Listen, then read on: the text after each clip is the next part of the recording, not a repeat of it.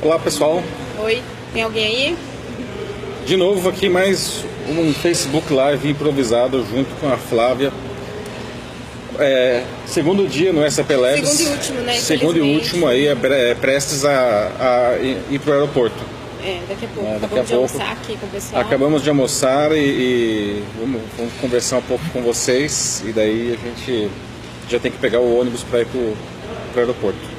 Bom, mas a gente viu muita coisa legal aqui, assim, coisa que a gente nem imaginava que existia. A gente viu na prática, a gente conheceu cases com internet das coisas, aquela visão de internet das coisas que se resume a uma geladeira com internet. Cara, não é cara, só isso. Isso aí é uma coisa assim, muito assim, começo, né? É o começo de tudo, né? Hoje e ontem a gente viu aplicações incríveis aqui que são realmente revolucionárias e podem mudar o dia a dia de empresas e das pessoas, né? E o legal é que, assim, parece que SAP é inacessível para alguns cenários, por exemplo, de startups, de pequenas empresas, mas não, pelo contrário. A gente conheceu algumas soluções deles aqui, alguns programas focados para isso, os hackathons deles, então tem muita coisa bacana, ferramentas que podem ser usadas para que você conecte a sua ideia, a sua startup, o seu negócio. O Dinei chegou aqui, apareceu Dinei de aqui, Souza, Dinei. chega aqui e fala oi. Uma participação especial. O glorioso Internet, tá aqui, ó. Temos dois. Opa, achei que tava na câmera do... Não, aqui o notebook a gente tá só Bom, colocando Não é as sempre que a perguntas. gente consegue, né, ter o Ednei junto. Aqui fica, aqui aparece nas duas câmeras. Tá? A gente tá contando, se quiser por a cadeira aqui, Ednei, a gente Junta tá aí, junta contando aí. um Botar o pouco terceiro do... celular ali para três lados. Né? A gente tá contando um pouco do que a gente viu por aqui, do que a gente discutiu agora de manhã. Junte-se a nós, se você quiser. Eu tô... Ó, gente, vocês não sabem, o Ednei Benvenga de Benvenga. Souza. É meu sobrenome erótico, por isso que eu não digo para as pessoas. Mas não sei se elas estão preparadas para ouvir que eu sou Benvenga. Mas eu Ainda tô... bem que essas vogais não são invertidas, né? Não, a pessoa... Se ela tirar zero... Aliás, os consoantes, Quem ouviu Benvenga e pensou em outra coisa, você não vai pro céu. Esquece, você já tá comprometido, já, a sua alma já tá perdida. Lamento informar, negócio de se entregar pro capitalismo mesmo. Mas então, a gente tava Eu falando... atrapalhei a Flávia. Não, vamos lá, a gente tava Cheguei falando... quietinho pra sentar aqui. Mas põe a cadeira Põe a cadeira e vem cá, a gente tava falando de aproveita. internet das coisas, não? Por exemplo... Que a gente estava falando que hoje existe uma percepção muito grande das pessoas de que a internet das coisas se resume a só ter uma geladeira conectada na internet. Nada disso. Mas, assim, tem muito mais coisa. Se bem que, curiosamente, o case que ganhou aqui no Innovation Week deles era uma coisa ligada à cozinha também, né? Mas era o Burger King, né? O sensor ligado na grelha de fogo. Na grelha de fogo do Burger King, né, e também na câmera fria. Né? Isso aqui era um sistema assim, que justamente controlava a temperatura para ver se não tinha superaquecimento na grelha e se a câmera fria não estava esquentando além do Mas limite. geladeira, você sabe que o que une a humanidade, tem gente que fala assim, a simpatia, o amor, não é, gente. A linguagem universal é a comida. Pois é. O que une a humanidade é a comida. Inclusive porque todo mundo sabe fazer isso Não espontaneamente. sei se o pessoal sabe, mas o conteúdo orgânico mais comum, o conteúdo orgânico de maior alcance no Facebook são aqueles vídeos da TasteMade gravado de cima com os ingredientes e tal. E eles têm 500 milhões, meio bilhão de alcance orgânico por mês. Mas tem sentido, porque é comida, orgânico, né? Não tem Não dá voz, pra segurar a piada, não tem muito voz, bem. não tem texto, não tem imagem.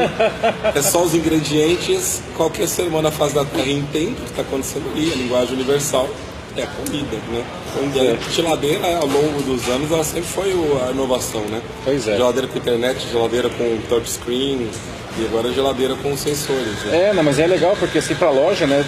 Não só previne o caso de incêndio que eles falavam, no caso do superaquecimento da grelha, mas também de estragar os produtos, no caso da câmera broiler. fria não tá... O broiler tá falando ontem, isso? do broiler, né? Que se superaquecer, teve caso de lojas que pegaram fogo aqui no Brasil, não imagina?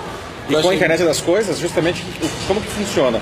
Tudo é sensorizado e aí tem um sistema que está monitorando isso em tempo real, avisando uma central e também até tomando as decisões automaticamente, né?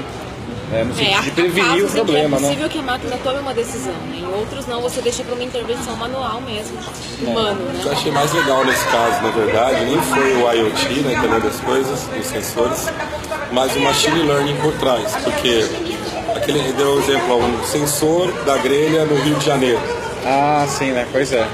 Se ele estiver operando a 41 graus na saída de ar, ele está ok, porque lá no Rio de Janeiro essa é a temperatura ambiente. Exatamente, né? Se você considera aqui em São Leopoldo, que é um lugar super mais frio, se tivesse a 41 graus... A temperatura, né? Mas é lá que, além do ambiente externo ser mais quente, uma loja no Rio de Janeiro, o volume de produção é maior. Exatamente, né? E então, aqui em São Leopoldo é mais frio, o volume de produção é menor. Então, os limites para dizer se está com problema ou não variam. E o sistema aprende isso sozinho, né? Ele consegue identificar, inclusive com base em outras lojas da região. É um negócio muito bacana.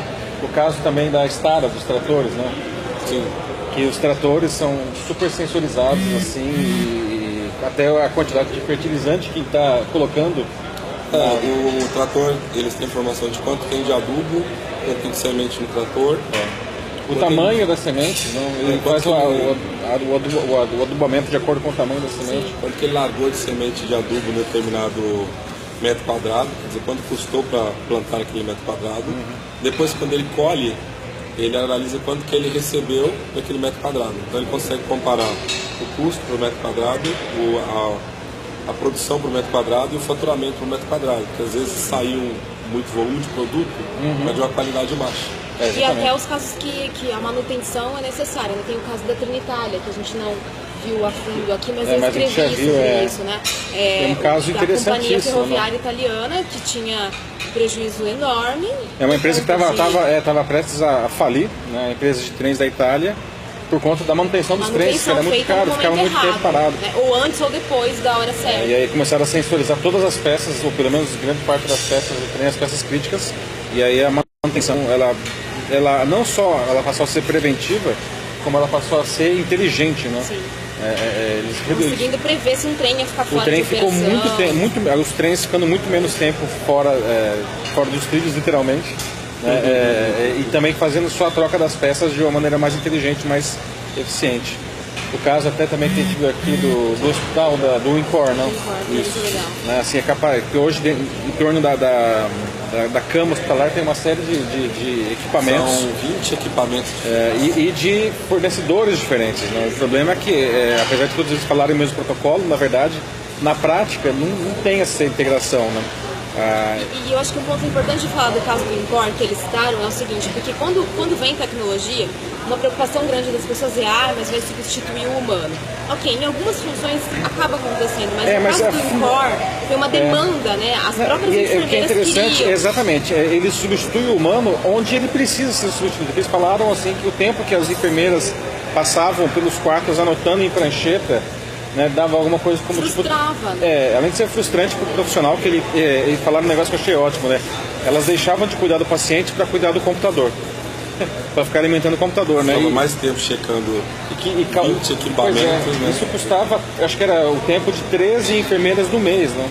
Quer dizer, é uma coisa estúpida. Você tem uma profissional formada para cuidar de pessoas e ela está lá anotando coisas na prancheta. Isso deixou de acontecer, não. Você simplesmente tem as máquinas fazendo isso daí, jogando isso com um dashboard inteligente. E o tempo do médico ver todo o histórico do paciente. Claro, tomar as decisões corretas, porque ele tem acesso rápido às informações certas, não diminui o erro médico. E surgem, quando você cria dashboards conectando informações, você cria novos dados. E você tem sensores que medem coisas diferentes e eles têm essas medições somente daquilo, independente. Quando você joga no sistema, você tem todas as informações, as pessoas começam a colocar cálculos e métricas ali que antes eram feitos manualmente. Primeiro coleta de 20 equipamentos. Exatamente. Leva isso numa prancheta, o médico calcula aquilo ali, né? E aí você inclui aí já no processo a possibilidade de cometer uma série de erros, né? Cometer o erro na hora de fazer a coleta da informação, cometer o erro na hora de fazer o cálculo. Então é muito legal ver assim como que realmente a internet das coisas pode facilitar enormemente a vida dos profissionais e das empresas, não? É muito legal, realmente. A gente viu vários, assim, são só alguns exemplos, mas a gente viu vários outros. Ontem, aliás, a gente viu monte. Dos cases que a gente viu hoje, que hoje era mais um programa focado em startups, acho que vai ser legal porque aqui temos 3 professores, é porque a gente vê a transformação digital acontecendo, mas e a transformação do profissional? nas e da empresas ou como universidade, professor né, da gente? universidade. O problema lá, você vai rastrear a origem do problema e acaba chegando lá na escola, Na né? escola. A A escola escola não está preparando. não Eu está acho que uma frase de preparada. impacto, que é o seguinte: nós estamos trabalhando tecnologia em sala de aula e não é levar o computador, não é levar o tablet, nós estamos ensinando como usar tecnologia do tipo, existe Big Data, o aluno sabe o que é Big Isso. Data, ele está sendo preparado para E mais do que isso, né? O aluno ele tem que saber o que é Big Data, mas também como usar o Big Data naquilo que é a formação dele. Sei lá, o cara é contabilista, como que ele usa isso na contabilidade? O cara é com psicólogo, exemplos como ele usa reais, isso né? na psicologia? Até um problema mais complexo, né, que a gente tem a questão cultural. O cara chega na sala de aula e você pergunta onde que cada um quer trabalhar. Todo mundo quer trabalhar nas grandes empresas. Aí daqui a 10 anos, metade dessas grandes empresas fechou, porque elas estão sendo substituídas por startups. Então, na verdade, a sociedade como um todo, que quando esse cara chega na sala de aula com essa ideia, né, eu dou aula em pós-graduação, e eu não acredito que seja na graduação, no colégio, que o professor fica discutindo onde vocês vão trabalhar. É em casa, com a família, com os pais, né? Então é uma discussão, na verdade, de toda a sociedade, porque isso é a forma de trabalhar, o modelo de trabalho está mudando. Exatamente, a nossa relação com o trabalho está mudando. Né? O trabalho está sendo modificado. Aliás, é interessante porque a gente está vivendo no Brasil um momento de grande discussão em relação à reforma trabalhista e tudo mais. Se o cara chega na universidade com o mindset de, olha, o que eu aprendi aqui, eu vou criar a minha startup, a forma como ele anota os conteúdos, faz perguntas ao professor, desenvolve seus trabalhos de alguma disciplina, é diferente do que se ele chega com o mindset do Vou me sair da preparar faculdade aqui e depois vou procurar emprego. para ter um Não, currículo ou eu fora vou fazer um e- trabalho que vai ser engavetado, porque não faz sentido. O cara faz o TCC porque é só uma obrigação dele para o curso, mas tipo, ele não tem, ele faz o TCC sem pensar que aquilo já é o primeiro passo, talvez, para ele criar o próprio negócio dele, né? Eu falo que é desperdício, de toda a sociedade, porque você comenta isso na sala de aula, tem um aluno que bate palma, tem aluno que olha assim e fala assim, esse professor comunista, né? Ou então Cara, esse professor maluco. Não, eu dou risada, né? Porque assim, o cara acha que o cara trabalhar por conta, encontrar seu próprio caminho, é um papo meio esquerdo comunista. Não tem nada mais capitalista do que startup. Exatamente. Aliás, Né? exatamente, né, cara? Eu tô falando isso porque se você quer ficar rico no futuro, meu amigo, tu tem que abrir essa startup, velho. Você não vai ficar rico se entrar agora numa empresa grande. Daqui a 20 anos, quando você estiver assim, quase chegando a diretor, fechou essa merda. Assim, ó, se fudeu. Então, desculpa. Ou bem antes. A live não era minha, eu é. falei um palavrão aqui, eu não sei Não, como é tudo que bem, é. aqui Porque- o público está preparado para isso. Preparado. Saiu um estudo esses dias dizendo que as profissões de daqui 5 anos não existem ainda. As profissões que tem mais demanda, que terão mais demanda daqui a 5 anos, elas não foram criadas. E tem um outro dado que também é assustador, que do ponto de vista técnico, o que um aluno no curso de engenharia aprende no primeiro ano, quando ele chega na metade do curso, não estou nem falando quando ele se forma, mas quando ele chega na metade do curso, aquilo já está desatualizado. Então, deixa eu brincar. Cada um, de quem que é quem É, aqui? ali do Esse Paulo, aqui, que Do Paulo, quando saiu o palavrão lá, saiu um monte de os reactions subindo assim, né? Quis saber, né? Tipo, como é que tá reagindo. É que só cada um. tem gente puritana na minha rede, sabe? Todos são puticos, assim como eu. Mas assim, o legal é que a gente viu hoje, agora na parte da manhã, que a gente visitou o SAP Next Gen, que é justamente a iniciativa da SAP para fomentar startups. Eles têm essa preocupação, aliás, eles têm vários pilares que eu achei muito interessantes. O primeiro é essa coisa de trazer as empresas para a universidade e vice-versa, fazer essa ponte, que é um negócio que, sinceramente, eu não entendo por que isso não acontece a toda hora em todo tem um lugar. vão enorme entre os dois. Né? Às vezes precisa de uma iniciativa do professor. Né? Eu primeiro tive tirar do professor da reta, agora eu vou colocar. Por exemplo, eu dou aula de marketing digital e redes sociais.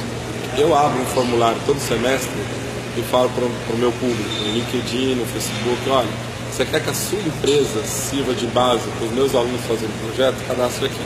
Depois eu pego esse formulário, passo para os alunos e falo assim, ó, aqui tem empresas, tem aqui um briefing, tem uma verba, vocês veem o que vocês acharam mais legal, que é a única vez na vida que vocês vão poder escolher briefing, depois vocês vão ter que ralar com o briefing que chegar até vocês, e vocês vão fazer um projeto usando uma empresa real como pano de fundo. Porque às vezes eu falo assim, você pode escolher a empresa que você quiser, você inventa os dados, meu amigo, aí é o rei da fantasia, né? Que serve o seu tudo, trabalho né? no final. PowerPoint aceita tudo. Exato. Mas O é professor pode importante ser isso aí, não tem, né? porque a universidade é um centro de criação de conhecimento. E desculpa, é uma coisa que eu falo sempre. Conhecimento na gaveta não serve para nada. Conhecimento só numa biblioteca universitária que ninguém vai ler não serve para nada. Tá? Mestrados, doutorados, ou mesmo TCCs de MBA, qualquer coisa, isso daí, eles têm uma questão social envolvida. Eles são produções de conteúdo para a sociedade. E para as empresas, não tem nada de, nossa, vou macular a minha pesquisa se eu me envolver com a empresa. Gente, isso aí... Mas é lógico que tem um desafio muito grande, que é o professor, né? O professor lógico, sabe não. acompanhar isso. Pois é, sabe, eu sei que assim, mas é um negócio, a gente precisa discutir isso daí, eu acho que conversas como essa que são super ricas, Sim, tem que porque isso é uma coisa em que todo mundo ganha, a universidade ganha, o professor ganha, as empresas ganham, a sociedade como toda ganha, então isso precisa ser realmente incentivado, não? E eu achei legal essa iniciativa da SAP, inclusive está dentro do campus aqui da Unicinos, para fazer essa aproximação. E outra coisa que eles falaram lá, que eu achei muito interessante, justamente é isso de trazer a tecnologia para dentro da sala de aula, mas dessa maneira criativa que a gente está falando, né? E de empoderar o professor, de empoderar os alunos, de todos os agentes aí. Assim, tecnologia, gente, não é apenas software. Às vezes a gente fala assim, trazer tecnologia para a sala de aula, o cara fala, mas eu não tenho Wi-Fi, os alunos não têm computador.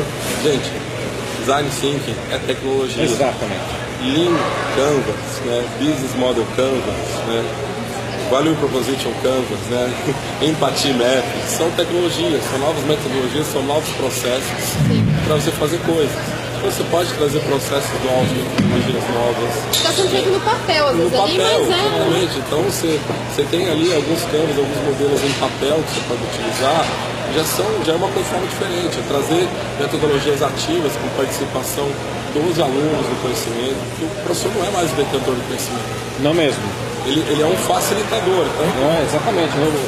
Eu digo assim, nós como professores, a gente precisa ter a humildade de saber que, em muitas ocasiões, para várias coisas, principalmente em questões mais técnicas, o aluno, principalmente no curso de pós-graduação, ele sabe mais do que a gente naqueles pontos lá. Nós, talvez, assim, eu acho que a grande contribuição que nós, como professores, podemos dar é justamente porque a gente tem mais experiência, mais anos aí de estrada, que a gente pode ajudar o sujeito a usar aquilo que ele sabe e bem. tantas vezes ele é um profissional também da área, ele tem muito a contribuir. Lógico, não. A aula fica uma coisa de múltiplas vias, assim, todo mundo falando, né? Na pós-graduação da SPM, inclusive, às vezes o cara tem uma década já de experiência, às vezes eu tenho alunos mais velhos em sala de aula. Então, assim, eu tenho experiência própria como empresário, como consultor, mas cada um tem uma experiência particular de tipos de negócio, de modelos de remuneração, modelos de negócio, em canais que eu tenho pouco ou nenhuma experiência. E aí, que não dá para saber tudo, né? Cada um tem a tá muito, hoje é impossível, né? Porque é tanta metodologia, tanta técnica, tantas ferramentas. E só uma coisa, eu quero perguntar uma coisa para vocês. Vocês acham que ser generalista ou ser especialista, ou ser um pouquinho dos dois? Manter um olhar no que está acontecendo, mas buscar se especializar em algo? Essa é uma excelente pergunta, né? Eu acho que isso depende do perfil de cada um. Minha opinião. Eu, particularmente, gosto de ser generalista, inclusive porque eu sou jornalista. Então, somos generalistas por essência. E tem pessoas que se dão muito bem, que preferem ter uma visão holística para fazer um gerenciamento. Tá? Tem pessoas que funcionam muito melhor focando. O cara, ele é o master blaster daquele assunto, sabe aquilo lá mais que qualquer pessoa, consegue tirar o máximo daquela ferramenta ou daquela tecnologia, né? Mas, enfim, ele trabalha dentro do foco. Então, acho que depende, na verdade, das características de cada um. Eu vou ser mais taxativo, especialista. Acho assim, generalista, por exemplo, se você perguntar para mim sobre SEO, eu sei te falar o básico da SEO. Eu já produzi conteúdo que ranqueou na primeira página, já. Agora, se alguém chega para mim e diz, Dinei, queria contratar você para dar uma consultoria de SEO. Se eu não sou especialista em SEO, eu posso te indicar aqui uma galera. Agora, se eu fico só generalista, sobra duas coisas para mim. Né? Professor e gestor. E mesmo no caso dos dois casos, se eu for professor, tem que ser especialista em pedagogia, E se eu for gestor, vocês desculpam a voz de Pato Donald, porque eu tô meio louco, tá? E gestor, você tem que ser especialista em relacionamento com pessoas. Então, mesmo nos cargos mais generalistas, tem que procurar ser especialista. Você fala do jornalista, Não, que é um especialista em comunicação. Então, e hoje, para mim, né, a gente sabe que o professor não é a profissão mais rentável do mundo, é muito importante para mim ser consultor. Para ser consultor, eu preciso ter as minhas especializações. Né? E como eu dou aula em pós-graduação também, é um pouco mais fácil, porque eu posso ser especialista naquela disciplina que eu leciono, não preciso conhecer tudo de marketing digital. E hoje em dia o mundo muda muito rápido. Se você foca em ser especialista, você consegue se focar nas novas tecnologias e mudanças naquela área específica. E às vezes você tem que sacar que as áreas dividem. Então, cara, eu sou especialista em marketing digital. Meu amigo, marketing digital. Qual é? 300 coisas já para tem você hoje se em dia especializar. várias áreas de especialização, né? Tem redes sociais, você tem SEO, você tem mobile e vai por aí afora. Então, você é especialista em mobile. Legal. Você já sabe fazer bastante coisa, mas tem empresa, por exemplo, que é especialista em aplicativos para Android, outros aplicativos para iPhone. Que, na verdade, quando o cara quiser tomar uma decisão, fazer um aplicativo para Android, se ele tem uma boa verba, etc., ele vai procurar o melhor cara para fazer. Você vai ter mais ganhos, você vai gerar mais valor naquele processo. Então, você tem que ter uma noção geral do que está acontecendo no mundo, tem, mas você é especialista. Eu não consumo mais nada de futebol, não consumo mais nada de reality show. Eu consumo uma newsletter de manhã sobre política para eu não ficar completamente perdido, que a gente não pode não saber nada de política, porque senão os políticos ferram a gente não tem para onde ver. Mas tem várias coisas que eu abri mão na minha vida para poder me focar em algumas questões profissionais. Mesmo entretenimento. Eu gosto de ver tudo de cinema. Cara, então você não sobra tempo para você trabalhar. Né? Só se você for o Rubens Evaldo Filho. Você trabalha com cinema, aí você vai ver tudo sobre cinema. Você vê o estilo que você gosta de cinema, você vê o estilo que você gosta de música. A mesma coisa é na profissão. Que aquilo que você sente que você vai ser mais produtivo e entregar mais valor, se especialize naquilo. Vai ser mais difícil você ser substituído por um robô. Isso é verdade. Desde que você não seja especialista, por exemplo, em, sei lá, ser motorista, porque aí você está ferrado. Você vai ser substituído por um robô rapidamente. O especialista em motorista, ele sabe dirigir, ele sabe informar os passageiros, sabe lidar com o público, ele sabe arrumar o carro dele. Então, conforme nós surgiu o carro autônomo, ele pode escolher trabalhar mais com pessoas ou aí na manutenção do veículo. O cara ele faz um upgrade na carreira, né? Ele vira um consultor em mobilidade urbana. Olha só. Porque o mundo mudou. Exatamente. Nisso, né? Se o cara ficar sendo só motorista, realmente ele vai ser substituído. Mas eu acho que assim, essa flexibilidade, essa conexão com outras possibilidades, ela é muito importante hoje para o profissional. Senão ele só tem que fazer isso. E se aquilo deixa de existir, acabou, né? Ele não se permite. Enfim, acho que a gente tem que mandar um beijo pra Elga, que ela participou da live ontem. Elga, tudo bem? Muito feliz de ver nós três aqui. Pois é. Então, um beijo especial. Elga, querida, pois é. Aqui, já que a Elga tá sempre presente, acompanhando. E obrigada por todo mundo que interagiu aí também. Alguém tem alguma pergunta? A gente vai finalizar já. Porque pro aeroporto, né? Porque a gente tem que pegar. Com sotaque. Já pegou o sotaque do sul, aqui a gente já ficou 2 dias inteiros aqui, né? Capaz. A gente tem que pegar o consultor de mobilidade urbana, né? Porque senão ele vai deixar a gente pra trás. Eu vou às 3 da tarde, realmente, daqui 2 horas aí, né? E daí é longe o aeroporto. Bom, alguém tem alguma pergunta? Não? Então, gente, muito obrigado, viu?